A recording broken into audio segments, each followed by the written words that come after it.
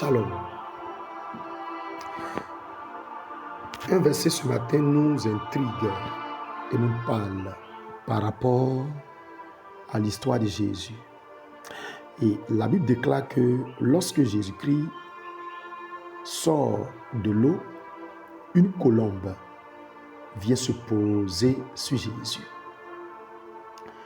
Dans les études que nous faisons par rapport au Saint-Esprit, et on dit que l'image du Saint-Esprit peut être une colombe, parce que la colombe s'est posée sur Jésus de Nazareth.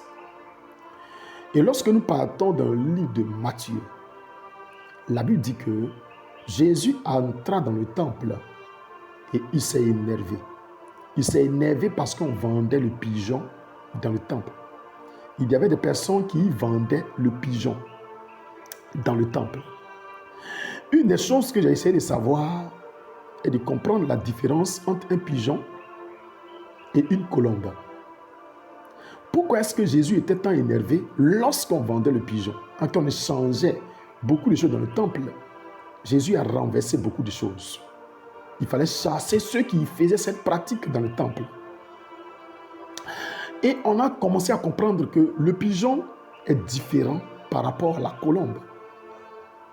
Le pigeon a une autre caractéristique, c'est vrai, qui peut ressembler trait pour trait à une colombe, mais ce n'est pas une colombe.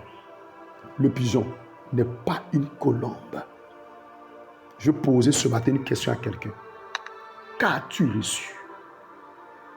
As-tu reçu une colombe ou un pigeon? Tu peux recevoir quelque chose qui ressemble à l'Esprit de Dieu, mais ce n'est pas l'Esprit de Dieu. Tu peux recevoir quelque chose qui ressemble trait pour trait à l'Esprit de Dieu, mais ce n'est pas l'Esprit de Dieu. Le pigeon n'est pas une colombe. Frères et sœurs, le pigeon n'est pas une colombe. Qui t'a imposé les mains? Qui t'a imposé les mains?